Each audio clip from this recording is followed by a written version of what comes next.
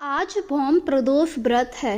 मंगलवार को पड़ने की वजह से इसे भौम प्रदोष व्रत कहा गया है। त्रयोदशी वाले दिन हम लोग शिव जी के लिए प्रदोष व्रत रखते हैं। आज के दिन हमें माता पार्वती की भी पूजा करनी चाहिए, क्योंकि मान्यता है मंगलवार का दिन पार्वती को समर्पित होता है। इसलिए अगर मंगल वाले दिन प्रदोष व्रत पड़े तो आपको इसमें शिव पार्वती की एक साथ पूजा अवश्य करनी चाहिए और कथा का पान करना चाहिए, जिससे शिव जी आपकी सभी मनोकामनाओं को पूरा कर देंगे। आइए तो शुरू करें एक कथा जो इसी से जुड़ी हुई है। एक नगर में एक व्यक्ति रहा करता। व्यक्ति का विवाह नहीं हो रहा था, जिस वजह से उसके परिवार वाले काफ़ी परेशान थे। परिवार वालों ने कई सारी लड़कियां देख लीं, पर कोई भी विवाह करने के लिए राजी नहीं था। व्यक्ति काफ़ी कुरूप था, जिस वजह से ये दिक्कत आ रही थी। उसके परिवार वाले भी अब हार मान चुके कि उस व्यक्ति का विवाह नहीं होगा। एक दिन उसके घर एक साधु आया। साधु ने जब उसे कुरूप देखा तो बताया, तुम्हारा विवाह तुम्हारी कुरूपता की वजह से नहीं हो रहा, तुम्हें प्रदोष व्रत करना चाहिए। क्या प्रदोष व्रत करने से मेरा विवाह हो जाएगा? इस पर साधु ने उत्तर दिया, क्यों नहीं, तुम भौम प्रदोष व्रत करो। इसमें माता पार्वती और शिव जी की पूजा की जाती है। मान्यता है अगर ये व्रत किया जाए तो अब विवाहितों का विवाह हो जाता है और उनका जीवन सुखी पूर्वक व्यतीत होता है। साधु की बात सुनकर वह व्यक्ति काफ़ी ज़्यादा खुश हुआ और प्रदोष व्रत की कथा और पूजा करने लगा। साधु ने जिस प्रकार प्रदोष व्रत की विधि बताई थी वह उसी प्रकार प्रदोष व्रत कर रहा था। व्यक्ति को प्रदोष व्रत करते हुए 1 साल हो गया, पर अभी तक उसके लिए कोई विवाह नहीं आया। व्यक्ति काफ़ी ज़्यादा परेशान हो गया।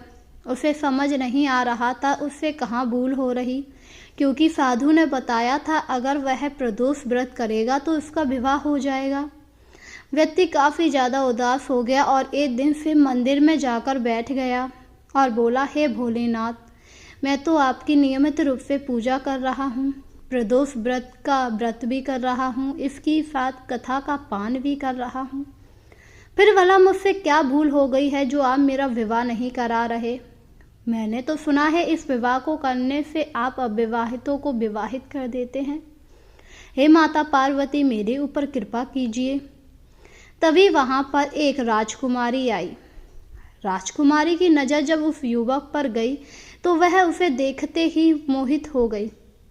राजकुमारी ने उस युवक से उसका नाम पूछा, जिस पर युवक ने अपना नाम रमेश बताया। युवक काफ़ी हैरान था कि राजकुमारी ने उसका नाम क्यों पूछा, क्योंकि वह तो काफ़ी कुरूप था। इसके बाद राजकुमारी वहां से चली गई। राजकुमारी के जाने के बाद रमेश अपने घर आ गया और पूरी बात अपने माता पिता को बताई, जिस पर माता पिता भी काफ़ी हैरान हुए और बोले, शायद उन्हें तुमसे कोई काम हो, इसलिए उन्होंने तुम्हारा नाम पूछा।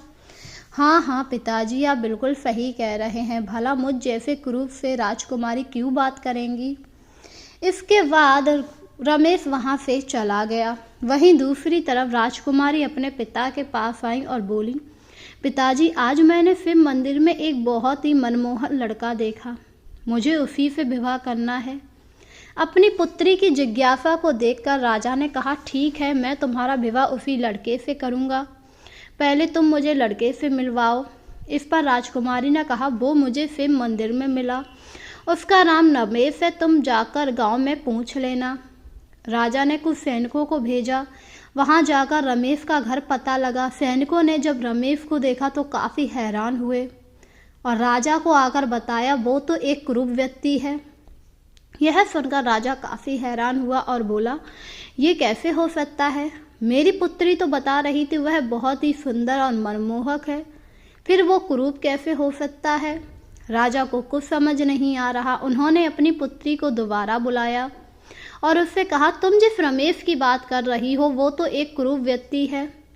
राजकुमारी ने जब ये सुना तो अपने पिता से कहा, नहीं, सैनिक किसी दूसरे के घर पहुंचे होंगे, वो तो बहुत ही मनमोहक था, मैंने उसे पहली नज़र में ही पसंद कर लिया।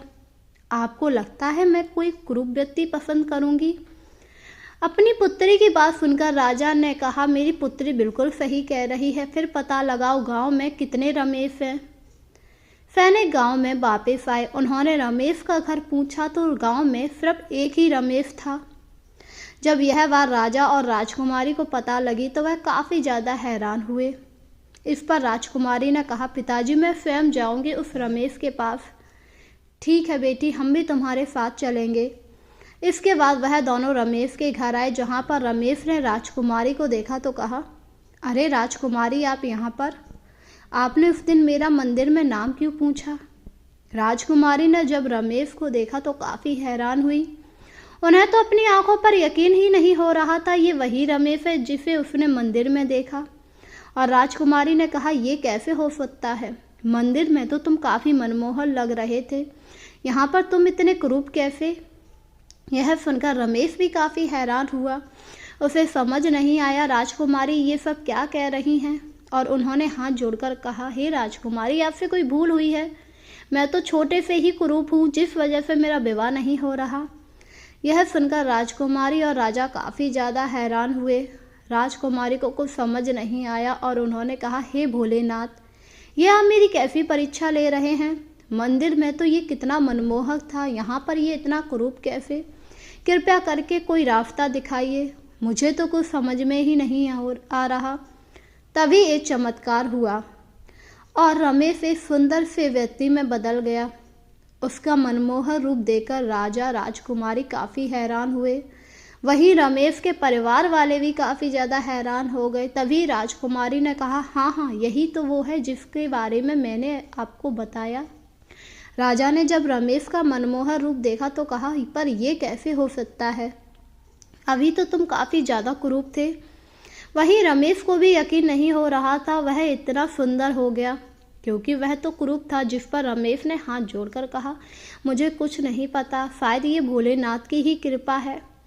यह सुनकर राजा और राजकुमारी काफ़ी ज़्यादा प्रसन्न हुए। इसके बाद राजा ने कहा, ठीक है, मैं अपनी पुत्री का विवाह तुमसे करना चाहता हूँ, क्योंकि मेरी पुत्री को तुम काफ़ी ज़्यादा पसंद हो। यह सुनकर रमेश काफ़ी ज़्यादा खुश हुआ और इसके बाद उन दोनों का विवाह शिव मंदिर में हुआ। पुजारी ने रमेश को प्रसाद दिया और कहा, ये प्रसाद तुम खा लो, इससे तुम्हें एक ऐसे संतान की प्राप्ति होगी जो तेजस्वी होगा। यह सुनकर रमेश और राजकुमारी ने उस प्रसाद को खा लिया और वह लोग अपना जीवन आराम से व्यतीत करने लगे। समय के साथ उनके यहाँ पर एक पुत्र ने जन्म लिया। पुत्र बड़ा ही तेजस्वी था। उसका रूप देखकर पूरा गांव हैरान था, क्योंकि वह बहुत ही मनमोहक था। लंबे बाल थे, आंखों का रंग नीला था, ऐसा लग रहा था जैसे स्वयं भोलेनाथ ने उनके घर पर जन्म लिया हो। उन्होंने अपने बच्चे का नाम भोला रखा, क्योंकि वह लोग भोलेनाथ के बहुत ही बड़े भक्त थे। वहीं उनका बालक हर सोमवार को मंदिर जाया करता, शिव जी की पूजा करता। ये सब देखकर वह लोग काफ़ी ज़्यादा प्रसन्न थे। धीरे धीरे भोला समय के साथ अब बड़ा हो गया। भोला शिकार करने जाने लगा।